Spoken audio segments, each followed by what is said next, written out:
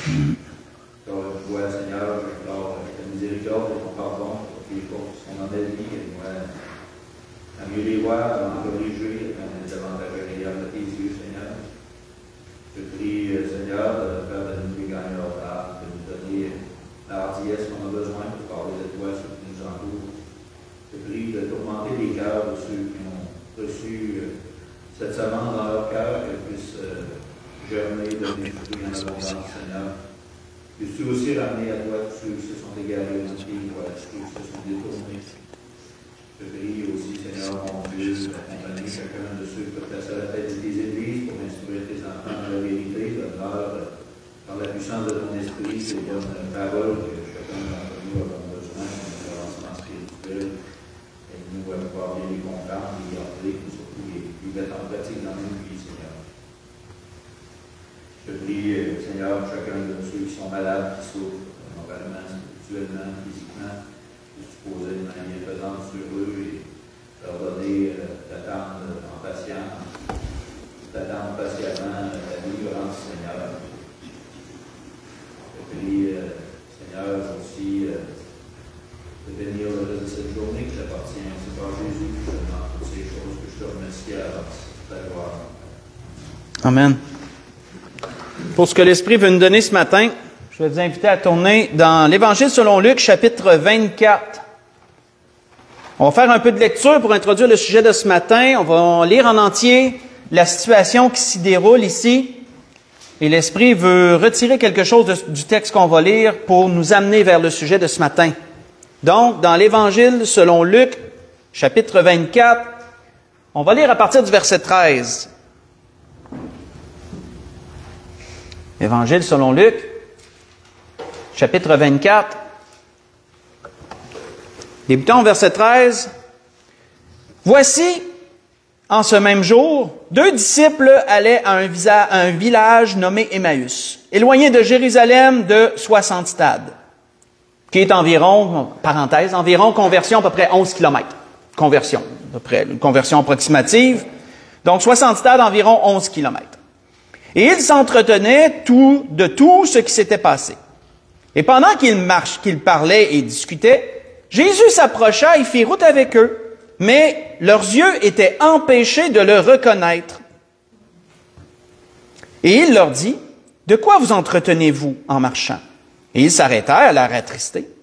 Et l'un d'eux, nommé Cléopas, lui répondit, « Es-tu le seul qui, séjournant à Jérusalem, ne sache pas ce qui est arrivé ces jours-ci? » Quoi leur dit-il? Et ils lui répondirent, « Ce qui est arrivé au sujet de Jésus de Nazareth, qui était un prophète puissant en œuvre et en parole devant Dieu et devant tout le peuple. Et comme les principaux sacrificateurs et nos magistrats l'ont livré pour le faire condamner à mort, ils l'ont crucifié. Nous espérions que ce serait lui qui délivrerait Israël. Mais avec tout cela, voici le 3e jour que ces choses se sont passées. Il est vrai que quelques femmes d'entre nous ont fort étonnés. S'étant rendues de grand matin au sépulcre et n'ayant pas trouvé son corps, elles sont venues dire que des anges leur sont apparus et ont annoncé qu'il est vivant. Quelques-uns de ceux qui étaient avec nous sont allés au sépulcre et ils ont trouvé les choses comme les femmes l'avaient dit, mais lui, ils ne l'ont point vu. Alors Jésus leur dit, « Ô homme sans intelligence, et dont le cœur est lent à croire tout ce qu'ont écrit les prophètes. Ne fallait-il pas que le Christ souffre ces choses et qu'il entre dans sa gloire? » Et commençant par Moïse et tous les prophètes, il leur expliqua dans toutes les Écritures ce qui le concernait. Et lorsqu'ils furent près du village où ils allaient, il parut vouloir aller plus loin. Mais ils le pressèrent en disant, « Reste avec nous, car le soir approche, le jour est sur son déclin. » Et il entra pour rester avec eux. Pendant qu'il était à table avec eux, il prit le pain, et après avoir rendu grâce, il le rompit, le leur donna. Et alors leurs yeux s'ouvrirent, ils le reconnurent, mais il disparut de devant eux. Et ils se dirent l'un l'autre, « Notre cœur ne brûlait-il pas au-dedans de nous, lorsqu'il nous parlait en chemin et nous expliquait les Écritures? » Et se levant à l'heure même, ils retournèrent à Jérusalem et ils trouvèrent les 11 et ceux qui étaient avec eux assemblés en disant, « Le Seigneur est réellement ressuscité. Il est apparu à Simon. » Et ils racontèrent ce qui leur était arrivé en chemin et comment ils l'avaient reconnu au moment où il rompit le pain. On va arrêter ici. On peut voir, frères et sœurs, que le chemin d'Emmaüs nous révèle une situation qui était très difficile pour ceux qui pour ceux qui étaient restés après la mort du Seigneur. Pour ceux qui avaient mis tant d'espoir en Jésus, tant d'espoir qu'il était le Messie, tant d'espoir qu'il était celui qu'il disait être. On voit que ces deux hommes qui marchaient sur le chemin d'Emmaüs étaient fort attristés, que la Bible nous dit, on le voit un peu plus loin. Ils étaient attristés parce que Jésus avait prêché, avait été un homme puissant en parole et en œuvre, mais ils ne le voyaient pas. Ils avaient entendu des choses, mais c'était pas assez convaincant. Ce que les femmes leur avaient rapporté, ça semblait pas assez convaincant. Mais on voit que lorsqu'ils ont vu Jésus faire les mêmes gestes qu'il le faisait avec eux lorsqu'ils rompaient le pain, lorsqu'ils mangeaient ensemble, faire les mêmes gestes, les mêmes choses, on voit que l'association s'est faite et là, ils ont reconnu que c'était Jésus. Mais il a disparu devant eux.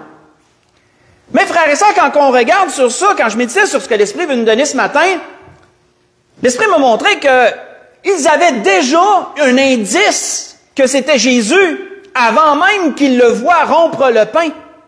Ils avaient déjà un indice que c'était Jésus. Quel était cet indice?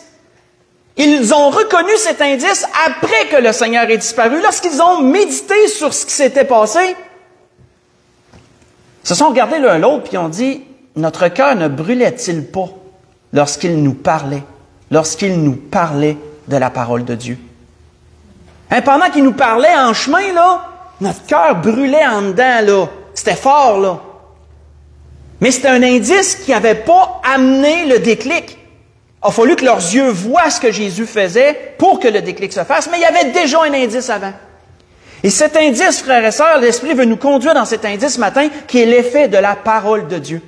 Quel effet la parole de Dieu peut avoir dans nos vies?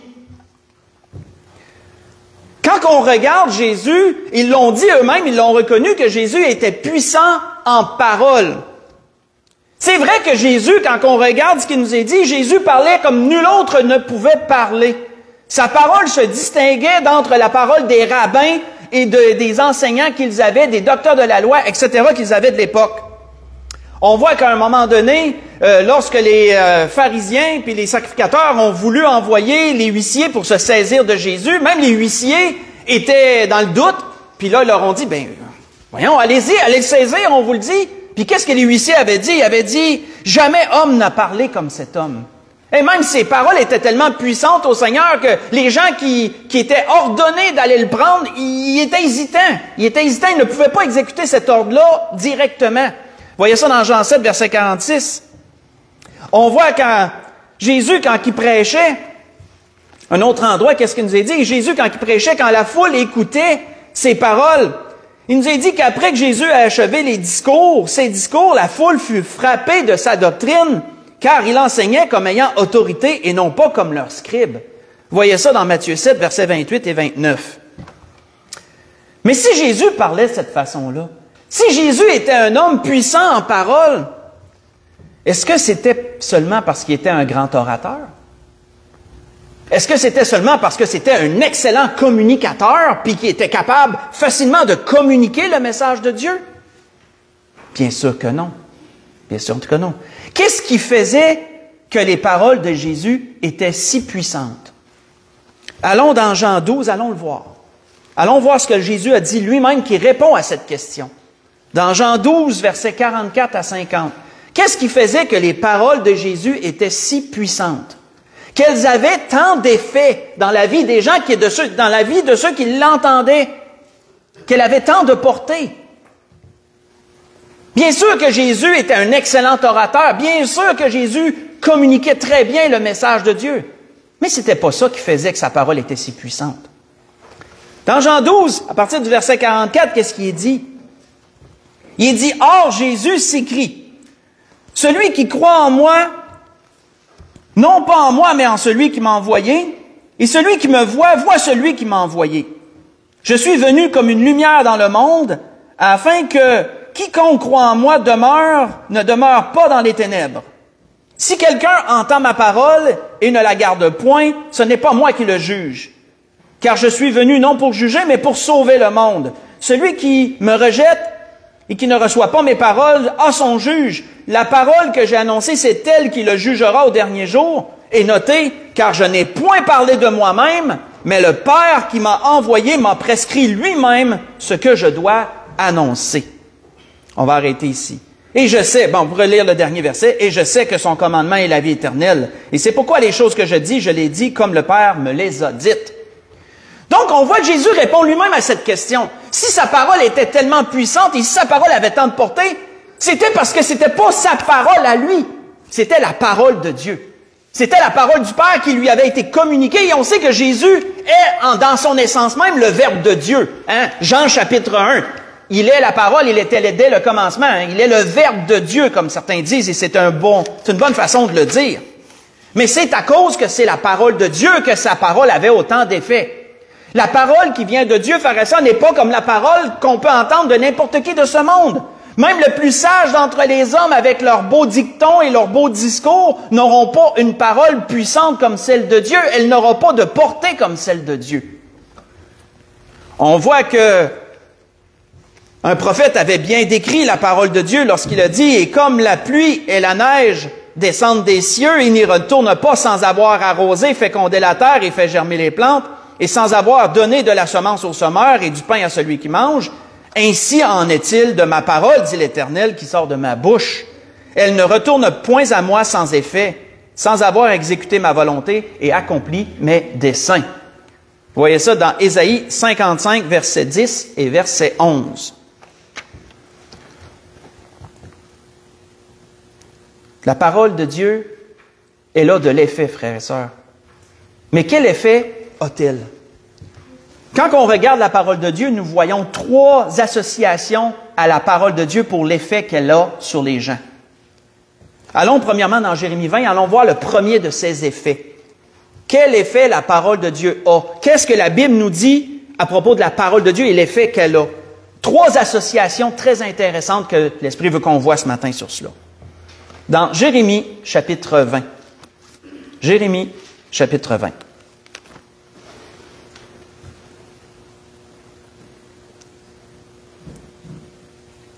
Et je vous mets dans le contexte. Jérémie avait été mandaté par Dieu pour annoncer un message dur. J'en ai déjà parlé à plusieurs reprises. Jérémie était là pour annoncer au peuple d'Israël qu'ils avaient à se repentir. Ou sinon, le jugement de Dieu viendrait sur eux. Jérémie était celui qui devait prêcher contre sa propre pensée. Parce que Jérémie était un prophète qui aimait Jérusalem. Il aimait le peuple d'Israël. Il aimait Jérusalem.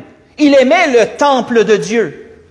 Mais il devait prêcher que Dieu jugerait son peuple. Il devait prêcher que la ville de Jérusalem serait prise par des ennemis. Il devait prêcher que le temple serait même détruit. Toutes des choses qui allaient contre sa pensée.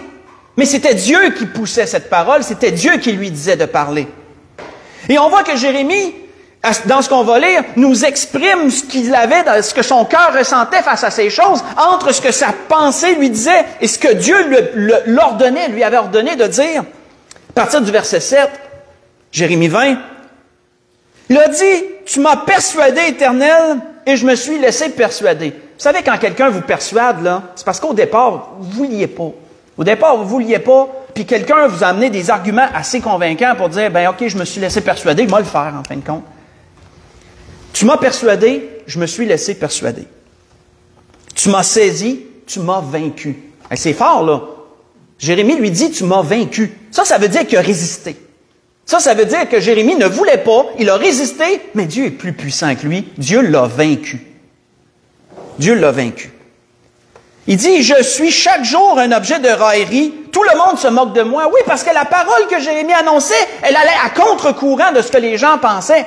Elle allait à contre-courant. Vous savez, au temps du Seigneur, même au temps de Jérémie, comme au temps du Seigneur, annoncer que la ville de Jérusalem sera détruite, qu'elle sera prise, annoncer que des armées vont envahir Jérusalem, annoncer que le temple de Dieu serait détruit, c'était passible de mort à ce temps-là. S'il y avait des paroles que les sacrificateurs, que les hauts placés dans la hiérarchie du peuple d'Israël ne pouvaient pas entendre ni concevoir, c'était que la ville sainte serait prise et que le temple serait détruit. C'était inconcevable d'entendre ces paroles-là.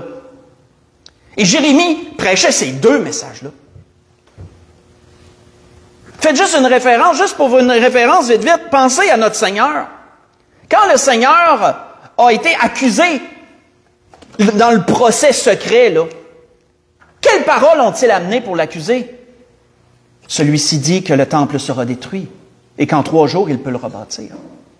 Ça a été l'accusation qu'ils ont amenée contre le Seigneur. Parce que de prophétiser de telles choses, c'était pour eux inconcevable. Et Jérémie annonçait ces 2 choses-là, tout comme le Seigneur les avait lui-même annoncées.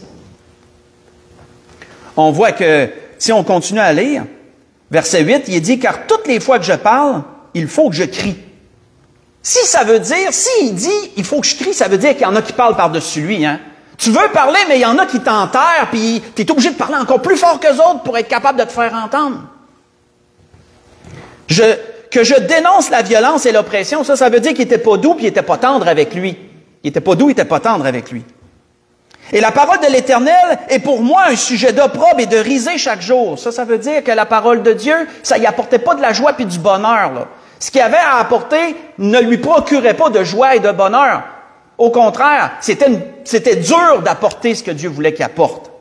Si je dis, je ne ferai plus mention de lui, je ne parlerai plus en son nom, il y a dans mon cœur comme un feu dévorant qui est enfermé dans mes os. Je m'efforce de le contenir et je ne le puis. Ça, frères et sœurs, c'est quoi que Jérémie nous décrit ici? Jérémie nous décrit l'effet de la parole de Dieu. Que Jérémie dit, même si je me dis, OK, je vais me taire, c'est beau, je ne parlerai plus, mais il dit, un feu qui est jusque dans mes os, pas capable de contenir ça, pas capable de garder ça en dedans de moi. Ça va me consumer. Si je me tais, je vais me brûler en dedans, ça va me brûler par en dedans. Vous savez, le feu, c'est quelque chose qui peut procurer un bien-être, mais mettez-vous trop proche du feu pendant un temps, vous n'allez plus être capable de supporter un moment donné. Même si ça fait du bien, quand vous êtes à une certaine distance, si le feu est trop proche de vous, vous allez le supporter un temps, mais ça ne sera pas tout le temps. À un moment donné, vous ne serez plus capable. Et vous allez devoir céder, reculer ou faire un geste quelconque. Et la parole de Dieu, frères et sœurs, c'est la première association que la Bible nous dit, par son effet, elle est comme un feu. Elle est comme un feu. On voit que les 2 disciples d'Emmaüs, brièvement on revient sur eux, c'est exactement ça qu'ils disaient. C'est exactement ça qu'ils disaient. Hein, quand que le Seigneur leur parlait, ils ont compris par après, ils ont dit, hey, c'est vrai, quand il nous parlait, il y avait comme un feu en dedans de nous autres. Là. Ça nous réchauffait, là. Ça nous faisait tellement de bien dans la tristesse qu'on vivait. Là. La parole de Dieu, frères et sœurs, elle est comme un feu. Elle est comme un feu. Elle peut tellement procurer de bien-être, de réconfort, comme un feu quand il fait froid. Hier, on est allé on est allé travailler à la maison maison familiale de mon épouse parce que là, on vide la maison et tout. Et on a fait un feu parce qu'on avait il y avait des choses qui étaient plus bonnes même à donner à quelqu'un d'autre, fait qu'on les a brûlées. Et le feu dehors, il faisait froid hier dehors, puis quand on allait proche du feu, on était bien. On était vraiment bien. Quand on avait allé dehors, aller porter quelque chose dans le feu, des fois, je restais une minute ou 2, là, me réchauffais à couenne un peu. Après ça, je repartais en dedans. Et on était bien proche du feu. Et c'est ça, le feu, quand il fait froid, ça apporte un réconfort, fait du bien. La parole de Dieu peut faire la même chose. Mais quand on résiste à Dieu, ben le feu devient un peu plus chaud. Hein? Le feu devient un peu plus chaud. Et là, tu peux plus résister à ce que Dieu veut que tu fasses ou veut que tu dises. Sa parole, elle devient comme un feu en dedans. Un feu en dedans de toi, puis que tu ne peux pas contenir. On voit que l'apôtre Paul l'avait bien décrit aux Corinthiens en parlant de l'amour de Christ. Et il avait dit ainsi aux Corinthiens, « Car l'amour de Christ, disait-il, nous presse. Elle nous presse parce que nous estimons que si un seul est mort pour tous, donc tous sont morts. » 2 Corinthiens 5, verset 14. L'amour de Christ nous presse. C'est quoi ça que l'apôtre Paul disait? L'apôtre Paul disait, l'amour de Christ, là, elle nous presse, elle a un effet. Elle a un effet sur nous et elle nous pousse vers une direction. Elle nous pousse vers la direction que Dieu veut nous pousser. Elle nous fait sentir la volonté de Dieu et elle nous amène vers une direction lorsque Dieu nous dirige dans quelque chose. Quand je méditais, frères et sœurs, sur le message de ce matin sur l'effet de la parole de Dieu, l'Esprit me ramenait loin. L'Esprit me ramenait jusqu'à ma conversion. Bien, plutôt lorsque j'ai confessé, ma confession plutôt. Parce que j'étais jeune quand j'ai accepté Jésus comme mon Sauveur et Seigneur, j'avais 11 ans. J'étais jeune. Mais avec l'encadrement de mes parents, puis tous les enseignements que mes parents m'amenaient à la maison avec les enseignements de l'Église, j'avais compris le principal, j'avais compris que j'étais pécheur, même à 11 ans, j'avais compris que j'étais pécheur, puis j'avais besoin de Jésus. C'est sûr que dans ma tête, il y avait une chose que j'ai appris au fil du temps, c'est que dans ma tête, si j'acceptais Jésus, Satan ne serait plus jamais capable de me tenter. Ça, Dieu a corrigé le tir. Au fil du temps, j'ai compris. Dans mon esprit de jeunesse, j'acceptais Jésus, j'étais comme dans une bulle de protection, Satan ne pouvait plus m'atteindre d'aucune façon. J'étais sauvé par grâce. Fait que pour moi, il faut que j'accepte Jésus. Avec le temps, j'ai compris que Satan peut quand même te tenter. Puis il peut quand même, mais Dieu est là pour toi. Bon. Puis, je me souviens quand je suis rentré dans l'église ce matin-là, je le savais que c'était là, je savais que c'était aujourd'hui que je confessais Jésus. Ça pouvait pas, dans ma tête, là, même là, à cet âge-là, ça pouvait pas en être autrement. Ça pouvait pas en être autrement. Je suis rentré, là, puis je tremblais, puis pourtant, le culte n'a même pas commencé. Je tremblais en dedans de moi. Je suis allé dans la salle de bain, puis je me suis mis en prière à 11 ans, là. Je suis allé dans la salle de bain, je me suis mis en prière. Ça, c'est des événements qui te marquent, ça. Puis j'ai demandé à Jésus de me donner la force, puis j'ai demandé au Seigneur que je sois capable d'aller lorsque l'appel se ferait.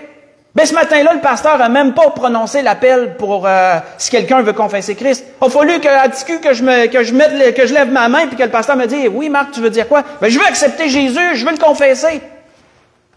Oui. Il m'a laissé le confesser, bien sûr. Ça, c'est l'effet de la parole de Dieu, frères et sœurs. Et je savais qu'il fallait que ça se fasse là, parce que c'était comme trop fort en dedans de moi. C'était comme trop fort. Puis si je peux vous conter un autre événement, lorsque j'ai cédé à l'appel pour le ministère, je savais depuis longtemps que le Seigneur m'appelait au ministère. Ça faisait des années que je le savais. C'est pas quelque chose qui m'a surpris, puis qu'à un moment donné, j'ai réalisé, le Seigneur m'appelle au ministère. Ça faisait des années que je le savais. Puis ça faisait des années que les gens autour de moi le savaient aussi. Parce qu'il y en a même des fois qui me disaient, « Marc, c'est quand est-ce que tu vas annoncer ton appel, coudon? » Puis je disais, lorsque le Seigneur va me le montrer. Un samedi, qu'on était invité à l'église de la Charité à entendre un pasteur qui avait été invité. C'est un pasteur que je connaissais de même, que j'avais entendu une fois ou deux, mais sans plus. Puis, c'est un pasteur que j'avais en moyenne estime. Je le respectais en tant que pasteur, mais disons que c'était pas un pasteur qui venait me chercher personnellement, là. Puis qu'à un moment donné, pendant qu'il prêchait, il prêchait dans Juge chapitre 6, lorsque l'ange a parlé avec Gédéon, puis que l'ange lui a dit, va avec cette force que tu as, c'est moi qui t'envoie. Il a prononcé cette parole-là, puis il m'a pointé. Mais il savait pas qu'il me pointait moi. Mais il a pointé vers moi, puis il a dit, va avec cette force que tu as, c'est moi qui t'envoie. Je peux vous dire que quand j'ai entendu ça, là, l'effet de la parole de Dieu a été tellement puissant que j'ai calé dans mon banc. J'ai calé dans mon banc, puis j'ai dit, il y avait un souper spaghetti, après, c'était l'après-midi, il y avait un souper spaghetti, j'ai dit à Catherine, on s'en va, je peux même pas rester ici. C'était tellement fort, je pouvais même pas rester là. Catherine a dit, on reste pas pour le souper. Non, on s'en va.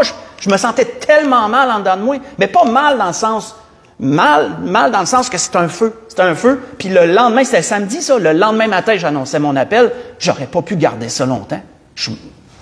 Et puis quand j'ai annoncé mon appel, j'ai fait une crise d'urticaire, là. Je suis devenu boutonné de la tête aux pieds pendant une semaine après, tellement que le stress était fort en dedans de moi. Puis ça avait comme tout relâché ça. C'est quelque chose pareil. Et ça, frère, ça, c'est l'effet de la parole de Dieu, ça. L'effet de la parole de Dieu.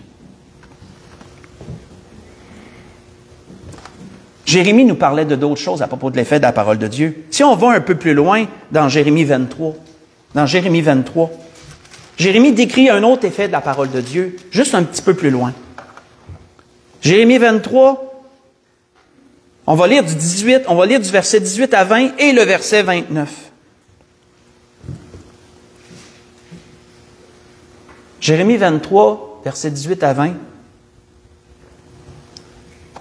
Jérémie dit, qui donc a assisté au conseil de l'Éternel pour écouter sa parole? Qui a prêté l'oreille à sa parole? Qui l'a entendu?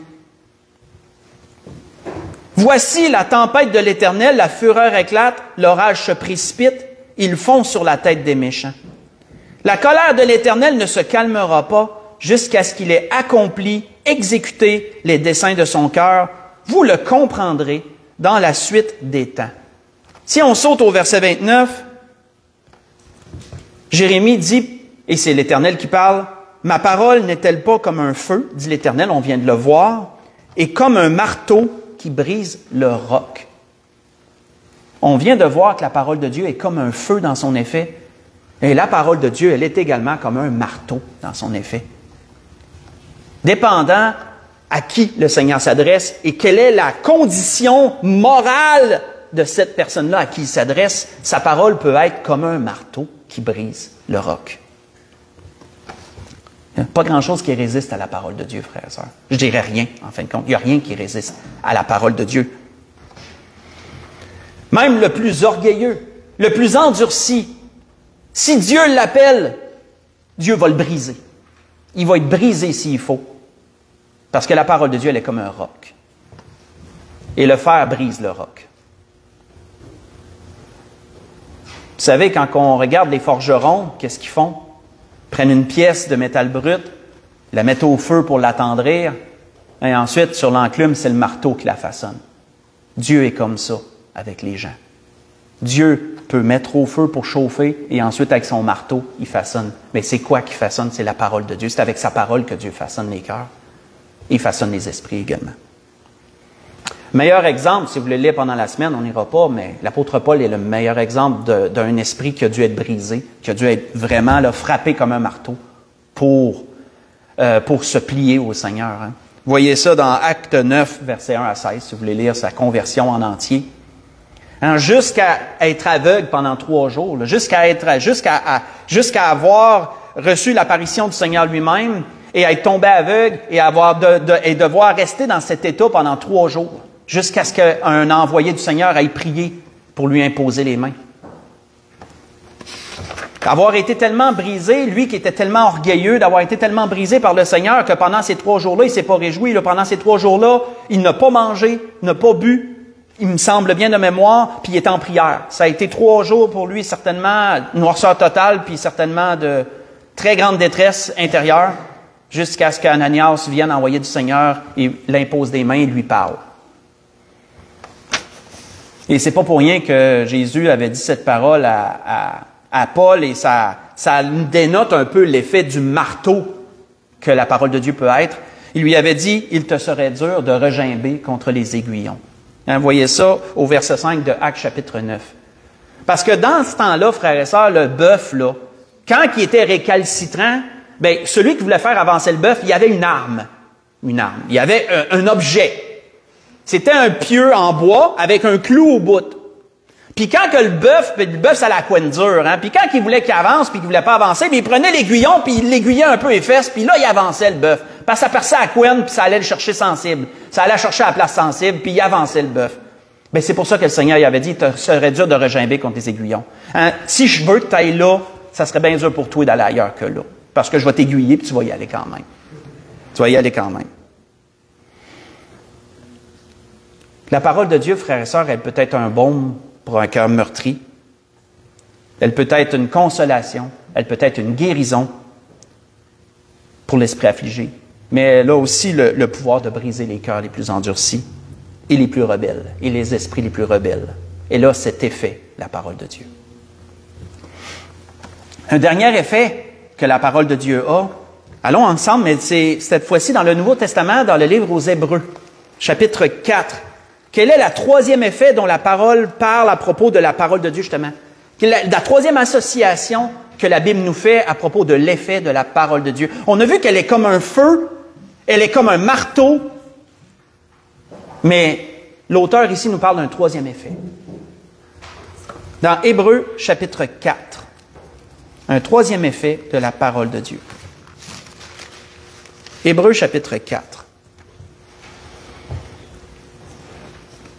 Versets 12 et 13.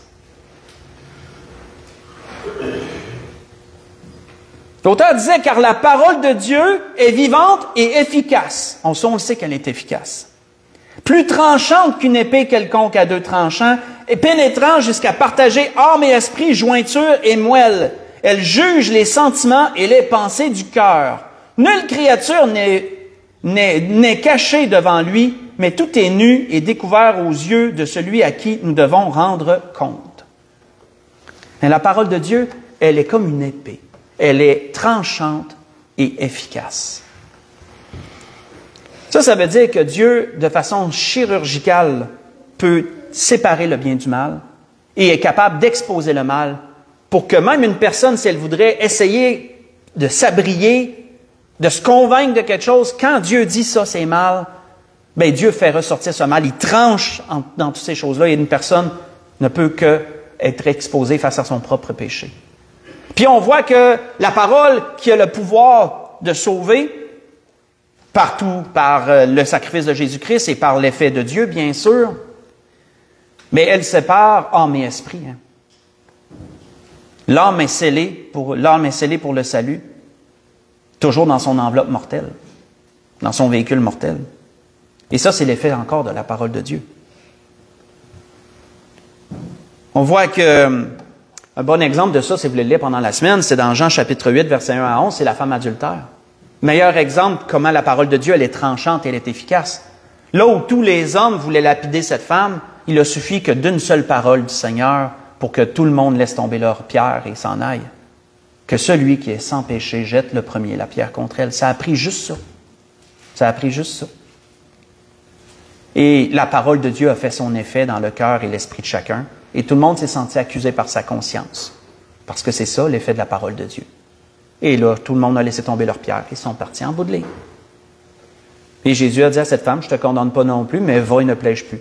Hein, on peut voir à quel point le Seigneur, d'une part, il était capable d'être compatissant, mais en même temps d'être sévère, en voulant dire, je ne te condamne pas non plus, je te laisse ta chance.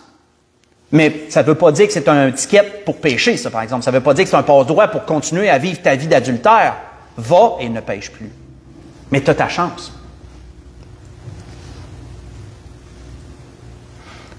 On voit que ce n'est pas pour rien que, quand que Pierre parlait de la parole de Dieu, l'apôtre Pierre avait dit ceci. Peut-être juste écouter.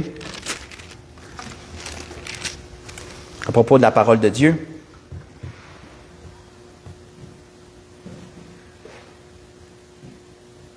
Il avait dit, ayant purifié vos âmes en obéissant à la vérité pour avoir un amour fraternel sincère, aimez-vous ardemment les uns les autres de tout votre cœur, puisque vous avez été régénérés, non par une semence corruptible, mais par une semence incorruptible, par la parole vivante et permanente. Quand Dieu prononce une parole, frères et sœurs, qu'elle ait été prononcée il y a 5000 ans, ou qu'elle soit prononcée maintenant, elle a toujours la même puissance, toujours la même portée.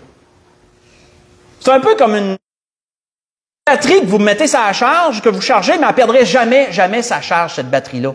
Que vous l'auriez chargée il y a 10 ans, puis qu'elle serait encore aussi chargée que lorsque vous l'aviez chargée. Et si les hommes pouvaient inventer ça, là, il y aurait moins de batteries qui se vendraient sur le marché, c'est sûr. La parole de Dieu est comme ça. La parole de Dieu qui nous est écrite, certaines de ces paroles qu'on lit ont été prononcées il y a plus de 3-4 000 ans passés, mais elles ont toujours la même puissance et la même portée à cause de celui qui l'a prononcé. Bien sûr, à cause de celui qui l'a prononcé. Elle est vivante, la parole de Dieu. Elle est efficace et elle a de l'effet. Et c'était ce que l'Esprit voulait nous dire ce matin. L'Esprit, ce matin, nous a parlé de l'effet de la parole de Dieu et on a vu 3 choses auxquelles la Bible associe son effet, le feu, le marteau et l'épée, le tranchant de l'épée. Pour conclure, on va aller dans Amos chapitre 8 et on va conclure là ce matin. Dans Amos chapitre 8, qu'est-ce qu'il y a? Une prophétie qu'Amos avait prophétisée, mais je crois, et je ne suis pas le seul à croire, que c'est une prophétie qui est cyclique. Et souvenez-vous, quand je vous parle de prophéties cycliques, c'est des prophéties qui reviennent. Elles ont déjà été prononcées, mais c'est des prophéties qui vont se réaccomplir encore. Elles reviennent dans un autre temps. Dans Amos chapitre 8, voyons cette prophétie dite cyclique à propos de la parole de Dieu.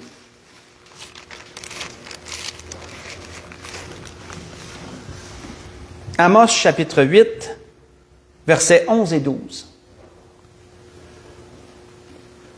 Amos disait de la part de l'Éternel, « Voici les jours viennent, dit le Seigneur l'Éternel, où j'enverrai la famine dans le pays. Non pas la disette du pain et la soif de l'eau. Ce ne sera pas physique, autrement dit. Ce ne sera pas physique. Mais la faim et la soif d'entendre les paroles de Dieu, les paroles de l'Éternel. Alors ils seront errants d'une mer à l'autre, du septentrion à l'orient. Ils iront çà et là pour chercher la parole de l'Éternel, et ils ne la trouveront pas. » On va arrêter là. Il y a des temps qui s'en viennent, frères et sœurs, où ceux qui méprisent l'effet de la parole de Dieu vont un jour réaliser à quel point ils vont rechercher cet effet qu'ils ont autrefois méprisé. Le temps vient où lorsque le Seigneur viendra chercher son Église et que la grande tribulation s'installera, les gens, certains du moins, vont avoir soif, faim et soif de la parole de Dieu. Mais l'Église ne sera plus là pour la prêcher. Bien sûr que Dieu permettra d'autres véhicules, mais ils la chercheront, la parole de Dieu. Pourquoi? Parce qu'ils voudront son effet. Ils voudront son effet. Vous savez, souvent, on a des choses qui sont proches de nous, puis on ne réalise pas à quel point elles sont précieuses, puis sont juste là. Mais quand on les perd, tout d'un coup, on se dit, ouais, c'était vraiment important, ça. Je ne le réalisais pas, mais ça me faisait du bien. C'était vraiment important que ça soit là, et là, je l'ai pu. Mais la parole de Dieu, c'est comme ça. La parole de Dieu, c'est comme ça. On ne réalise pas, malheureusement, on ne réalise pas à son plein potentiel comment cette parole est précieuse. Que l'Esprit nous permette de le réaliser davantage, à quel point la parole de Dieu elle est précieuse, elle est vivante et elle est efficace. Elle a de l'effet. Qu'on puisse le réaliser davantage, frères et sœurs.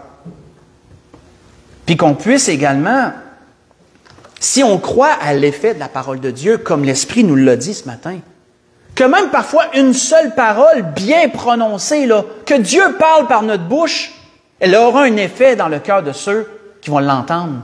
Si nous croyons vraiment cela, frères et sœurs, mais n'ayons pas peur de parler. N'ayons pas peur de parler. N'ayons pas peur de témoigner. Ça ne prend pas beaucoup de paroles. C'est pas notre parole, c'est la parole de Dieu. Ça ne prend pas un gros discours pour convaincre quelqu'un. C'est pas notre but. C'est pas notre devoir n'est pas de convaincre personne. C'est le fun quand on réussit, mais c'est pas notre devoir. C'est Dieu qui convainc. Notre devoir, c'est de parler. C'est de parler. Puis pas besoin des fois de dire grand-chose. Juste de dire quelques mots et Dieu, c'est la parole de Dieu, que vous êtes le véhicule de la parole de Dieu. Bien, cette parole-là, elle aura de l'effet parce que c'est Dieu. Elle vient de Dieu au départ. Elle aura son effet, frères et sœurs. Elle aura son effet. C'est comme l'apôtre Paul avait dit, « Comment donc invoqueront-ils celui en qui ils n'ont pas cru? Comment croiront-ils en celui dont ils n'ont pas entendu parler? Comment entendront-ils s'il n'y a personne qui prêche? » Dans Romains 10, verset 14. La grâce que je nous souhaite à tous, frères et sœurs, qu'on reconnaisse l'effet de la parole de Dieu dans nos propres vies, qu'on reconnaisse l'effet de la parole de Dieu dans la vie de ceux qui nous entourent, et que nous puissions être les véhicules de cette parole,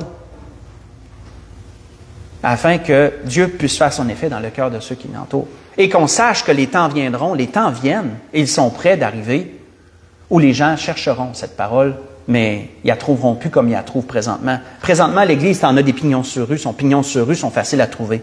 Il viendra un temps où les églises seront vides, ça va être juste des bâtiments, parce que l'Église elle-même, elle sera auprès du Seigneur. Les gens vont avoir faim et soif de la parole de Dieu rendue là. Ils vont chercher un réconfort dans la détresse, puis ils vont avoir bien de la misère à le trouver cette fois-ci. Ça ne sera plus aussi accessible que c'est maintenant. Mais profitons-en, tandis qu'on est encore ici, pour justement rendre accessible aux gens qui nous entourent cette parole, pour le peu qu'on peut dire des fois, comme pour de fois qu'on peut en parler plus. Et ayons confiance que la parole elle a un effet et Dieu saura faire son effet dans le cœur de ceux qui l'entendent. C'était ça que l'Esprit voulait nous dire ce matin. On peut se lever pour un dernier cantique. 273.